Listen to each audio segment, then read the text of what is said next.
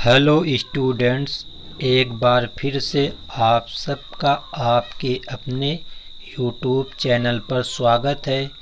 तो दोस्तों, आज की वीडियो में हम आप सबको जवाहर नवोदय विद्यालय के सिलेबस मतलब पाठ्यक्रम 2022 के बारे में बताने वाले हैं। तो वीडियो को बिना स्किप किए हुए अंत तक ज़रूर देखना। तो हम आप आज को बताएंगे कि आप जवाहर नवोदय विद्यालय 2022 की तैयारी किस प्रकार कर सकते हैं। तो सबसे पहले हम देखते हैं ज़रा इसका एग्ज़ाम पैटर्न क्या है। तो देखो यहाँ पे लिखा गया है नोट नंबर 1, परीक्षा में कुल 80 प्रश्न 3 अनुभागों में पूछे जाते हैं जो नीचे दिए गए हैं।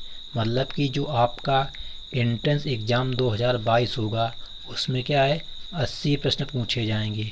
वो किस प्रकार पूछे जाएंगे उनका डिटेल नंबर 2 में बताया गया है। तो देखो नंबर 2 में बताया गया है अनुभाग 1, मतलब कि 3 अनुभाग होंगे यहाँ पे।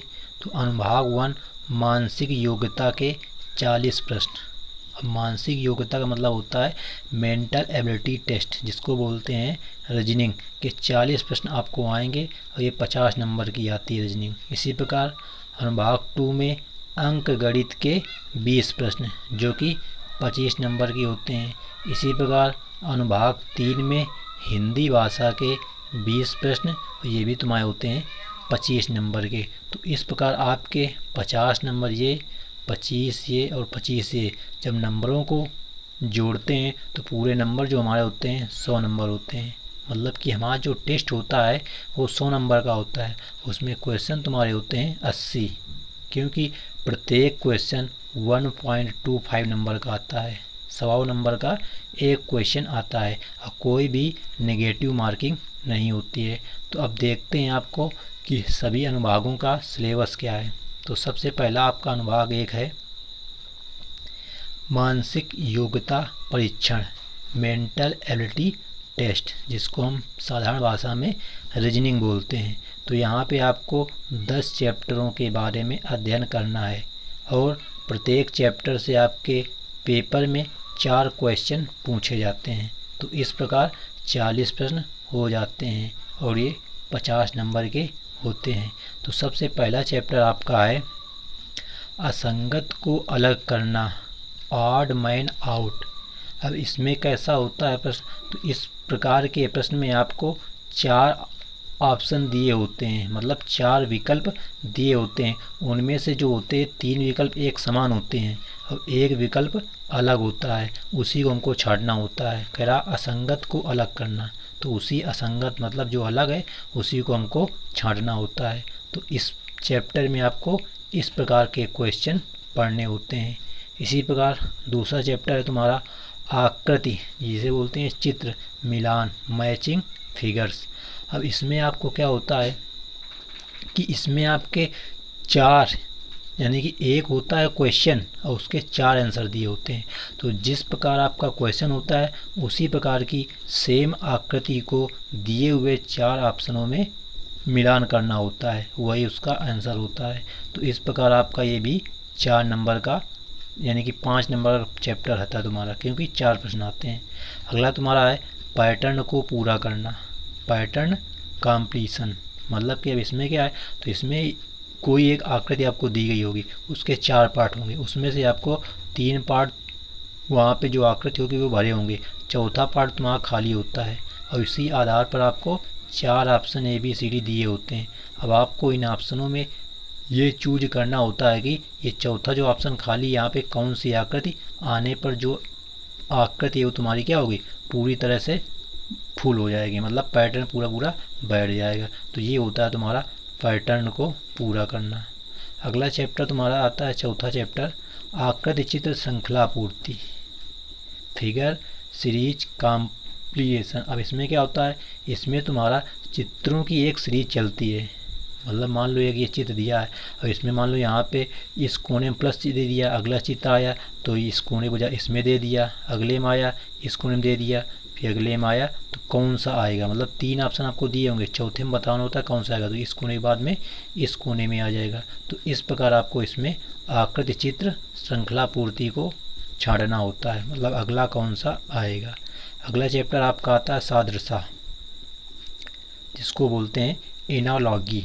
तो एनालॉजी भी चैप्टर आपका एक अच्छा चैप्टर है।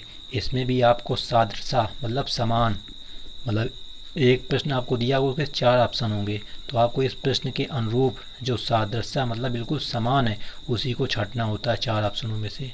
तो ये भी चैप्टर आपका सरल चैप्टर है। अगला चैप्टर है आपका 6वां नंबर, ज्यामितीय आकृति पूर्ति, ज्योमेट्रिकल फिगर कंप्लीशन। अब इसमें क्या होता है, इसमें तुमको कई आकृतियाँ दी होंगी, कई आकृतियाँ मतलब एक पूरी कोई आकृति होगी, उसके छोटे छोटे पार्ट का, तो एक ऐसे काट दें ऐसे काट दें, तो 3 पार्ट होगा, 1 2 3, इन्हीं पार्टों को एक फिगर में आपको अलग अलग दे देगा, ऐसे 1 2 3। अब यहाँ पे 4 ऑप्शन होंगे, सब में बताएगा कि इन 3 जो आकृति तुम्हें अलग अलग इसमें हैं उनको जोड़ करके कौन सी आकृति बनेगी, वही यहाँ पे आपको ढूंढना होता है। तो ये तुम्हारा होता है ज्यामितीय आकृति पूर्ति, मतलब ज्यामिति मतलब कि वृत्त हो सकता है, आयत हो सकता है, चतुर्भुज हो सकता है, ये सब तुम्हारे यहाँ पे हो सकते हैं, इसलिए इसका नाम है ज्यामिति आकृति पूर्ति। अगला चैप्टर आता है चैप्टर नंबर 8, दर्पण प्रतिबिंब, जिसको बोलते हैं मिरर इमेज। तो इसमें क्या होगा, एक यहाँ पे आपको क्वेश्चन दिया होगा, फिर यहाँ पे दर्पण लगा देगा, कहेगा इस दर्पण के इधर हम देखेंगे इधर से जब तो कैसे दिखेगी आकर के, तो वही होता है तुम्हारा दर्पण प्रतिबिंब। इसमें आपको सभी अक्षर ABCD के जो दर्पण होते हैं, ये दर्पण कैसे बनते हैं, जैसे तुम्हारा आई हो गया, आई का दर्पण प्रतिबिंब कभी नहीं चेंज होता, आई रहता है। इसी प्रकार एच का भी कभी नहीं चेंज होता तुम्हारा। तो ये सब आपको इस चैप्टर में पढ़ने होते हैं। अगला चैप्टर तुम्हारा आता है पंच होल पैटर्न। तो इसमें क्या करना होता है, तो इसमें होता क्या है, एक आपको पेज मान लो कोई है तुम्हारे पास, उसको मोड़ा गया, फिर कई बार मोड़ा गया, उसको काटा गया, तो इसमें आपको ये बताना होता है कि जब उसको हम खोलेंगे तो वो किस प्रकार दिखेगा आकर के, मतलब कि बाद में पूरा पेज हम खोल देंगे तो किस प्रकार दिखेगा आकर के। इस प्रकार की आकृतियों को यहाँ पे छाड़ना होता है। अगला तुम्हारा चैप्टर नंबर 9, स्थान दृश्यावलोकन, जिसको बोलते हैं स्पेस विजुलाइजेशन। ये भी चैप्टर आपका अच्छा है। इसमें क्या होता है कि 4 आकृतियाँ होती हैं, जैसा आपके चैप्टर में आपको ऊपर बताया भी आकृति मिलान वाला, उसी के आधार पर ये चैप्टर है, पर थोड़ा इसमें चेंजमेंट है। जब आप लोग पढ़ेंगे इन चैप्टरों के क्वेश्चंस को तो आप लोगों को बहुत ही सरल लगेगी, क्योंकि जो आपकी रीजनिंग है वो बहुत ही सरल होती है। अगला चैप्टर है 10वां नंबर, छिपी हुई आकृति चित्र को ढूंढना, यानी एम्बेडेड फिगर। मतलब कि आपको इसमें क्या होगा कि आपको एक यहाँ पे क्वेश्चन में क्या एक आकृति होगी, मान लो ये ऐसे आकृति में दे दी, अब यहाँ पे क्या होगा 4 ऑप्शन दिए होंगे, अब इन 4 ऑप्शनों में तुम्हारी इसी प्रकार की आकृति यहीं कहीं ना कहीं ऐसे कैसी बनी होगी कहीं पे। तो उसमें क्या होता है कि जो ये क्वेश्चन में चित्र दिया है इसको इन्हीं 4 ऑप्शनों में ढूंढना होता है, इसी को बोलते हैं छिपी हुई आकृति। तो ये हो जाता है तुम्हारा रीजनिंग का सिलेबस, जिसमें आपको 10 चैप्टरों के बारे में पढ़ करके 50 नंबरों को प्राप्त करना होता है। तो फिर अब आगे बात आती है तुम्हारी अगले अनुभाग 2, जो कि आपका है मैथ का। अंक गणितीय परीक्षण, मैथमेटिकल टेस्ट। तो ये भी तुम्हारा 25 नंबर का अनुभाग पूछा जाता है। 20 नंबर यानी 20 प्रश्न आते हैं 25 नंबर के। तो यहाँ पे पहला चैप्टर आपको पढ़ना होता है संख्या एवं संख्या पद्धति, नंबर एंड नंबर सिस्टम। तो इस चैप्टर में आपको प्राकृतिक संख्या, अभाज्य संख्या, सम संख्या, विषम संख्या, इन सब के बारे में पढ़ना होता है। तो ये तुम्हारा चैप्टर थोड़ा से सिंपल चैप्टर है। तो आप लोग जब इसके हम आपको क्वेश्चन कराएंगे तो आप लोगों को इसकी थ्योरी भी करा देंगे। तो आप लोग अपना नोट्स बनाते हुए अगर चलोगे तो आपको परीक्षा देने समय में रिवीजन के लिए आसानी रहेगी। तो ये हो गया तुम्हारा number 1 chapter, number and number system. इसी प्रकार अगला चैप्टर है चैप्टर नंबर 2, पूर्ण संख्याओं पर आधारित संक्रियाएं। अब पूर्ण संख्या तुम्हारी क्या होती हैं, 0 से स्टार्ट होती हैं। तो ये तुम्हारी इसमें संक्रियाएं, मतलब इनमें fundamental operation on whole numbers, fundamental operations on whole numbers, मतलब उनमें कुछ क्रियाएं की जाती है, जोड़ना, घटाना, गुणा करना, भाग करना, यही सब होती है तुम्हारी आधारभूत संक्रियाएं। इसी प्रकार अगला चैप्टर तुम्हारा आता है चैप्टर नंबर 3, जो कि तुम्हारा भिन्न और भिन्नों पर आधारित मूलभूत संक्रियाएं। अब इसमें क्या है, आपको भिन्न के बारे में पढ़ना है। जैसे तुम्हारी भिन्न कैसे होती है, मतलब 2/3 लिख दिया, 4/5 लिख दिया, ये क्या तुम्हारी भिन्न है। अब इन पर आधारित मूलभूत संख्या, मतलब इन्हीं को जोड़ना या इन्हीं को गुणा करना, इन्हीं को भाग करना, यही होती है तुम्हारी संक्रियाएं। इसी प्रकार अगला चैप्टर तुम्हारा आता है चैप्टर नंबर 4, वो है गुणनखंड, गुणज एवं उनके गुण, मतलब factors, multiples and their properties. मतलब कोई आपको एक संख्या दे देगा, कहेगा इसके फैक्टर्स बताओ। जैसे तुम्हारे 4 है तो 4 के फैक्टर्स क्या होंगे, 2 से कटेगा और 2 से कटेगा, ये इसके फैक्टर्स हो गए। मान लो कहेगा कि 4 का गुणज बताओ, 4 गुणज क्या होगा, 8 होगा, फिर 12 होगा। मतलब कि गुणज में क्या होता है, वो संख्या का भाग, मतलब गुणनफल, मतलब उसका पहाड़ा पढ़ना, ये होता है तुम्हारा गुणज। उसके गुण, गुण के अंतर्गत तुमको क्या क्या पढ़ना है, वो तो जब हम चैप्टर पढ़ाएंगे जब पता चल जाएगा। तो अब आपका अगला चैप्टर है चैप्टर नंबर 5, इसको बोलते हैं लघुत्तम समापवर्त और महत्तम समापवर्त, एलसीएम एंड एचसीएफ। मतलब इसको संक्षेप में बोलते हैं लासा और मासा। तो इसमें आपको संख्याओं के लासा ज्ञात करना होगा और मासा, बहुत सिंपल चैप्टर है।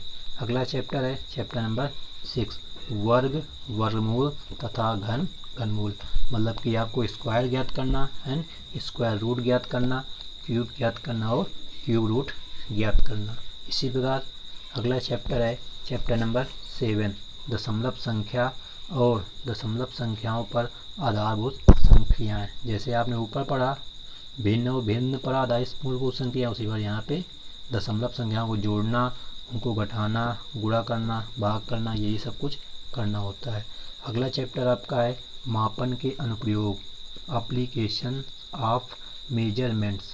मतलब कि जैसे लंबाई का मात्रक क्या होता है, समय को किसमें मापते हैं, चाल को किसमें मापते हैं, यही सब इसमें आपको पढ़ना है। खेत जो होता है तुम्हारा 1 बीघे में कितने गज होते हैं, यही सब कुछ आपको यहाँ पे पढ़ना होता है, क्योंकि यहाँ पे मापन से संबंधित सभी क्वेश्चन आते हैं। अगला चैप्टर है चैप्टर नंबर 9, व्यंजकों का सन्निकटन एवं सरलीकरण, approximation and simplification of expressions. मतलब कि आपको कुछ समीकरण दिए होंगे, मतलब कि वहाँ पे छोटा ब्रैकेट भी होगा, मंझला ब्रैकेट भी होगा, तो इन ब्रैकेटों को बॉडमास के नियम के अनुसार हल कर करके आंसर लाना ही तुम्हारा होता है सन्निकट एवं सरलीकरण मान निकालना।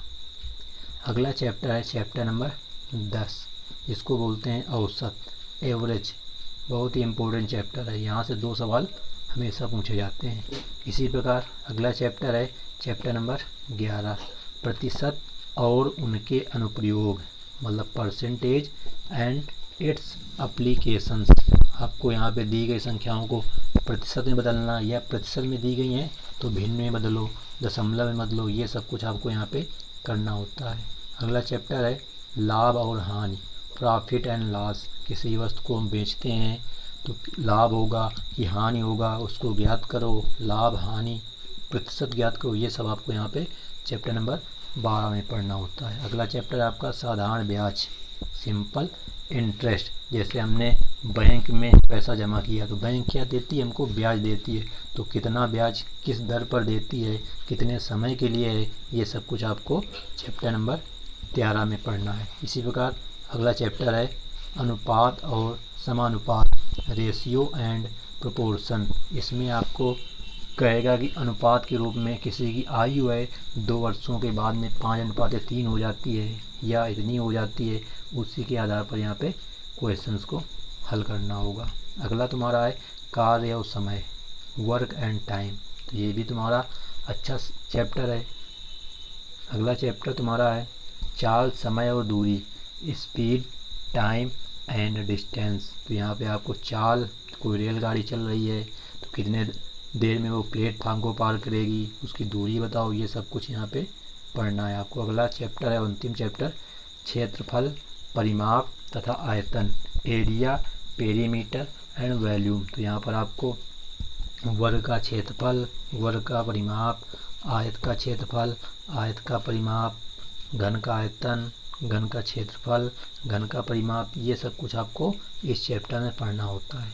तो कुछ मिला के अगर देखा जाए तो आपको मैथ में 17 चैप्टर पढ़ने हैं और इन 17 चैप्टरों में से आपको क्वेश्चन कितने आने हैं?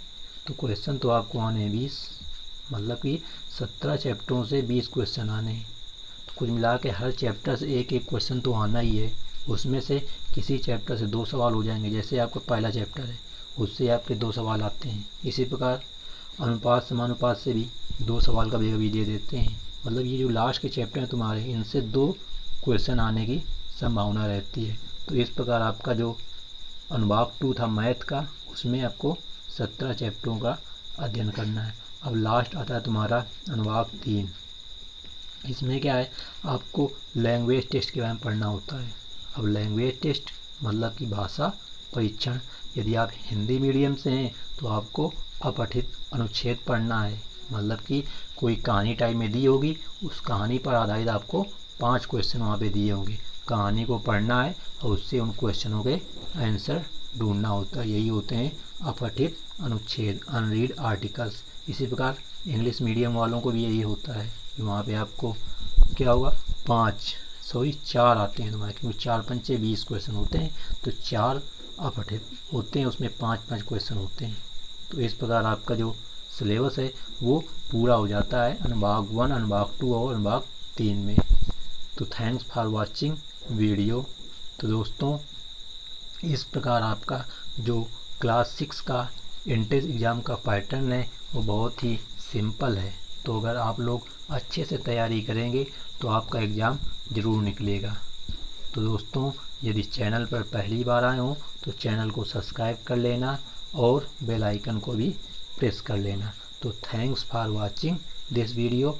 मिलते हैं नेक्स्ट वीडियो में, जिसमें हम आपको मैथ का चैप्टर नंबर 1 के बारे में पढ़ाएंगे, जो कि आपका है नंबर एंड नंबर सिस्टम। क्योंकि रीजनिंग आपकी बहुत सरल होती है, रीजनिंग को आप कहीं भी एक बार देख लेंगे तो उसका आंसर बता लेंगे, बट मैथ में आपको थोड़ा ध्यान देना पड़ेगा। तो हम आपको सबसे पहले मैथ पढ़ाएंगे। ओके दोस्तों, तो मिलते हैं नेक्स्ट वीडियो में। जब तक के लिए बाय बाय।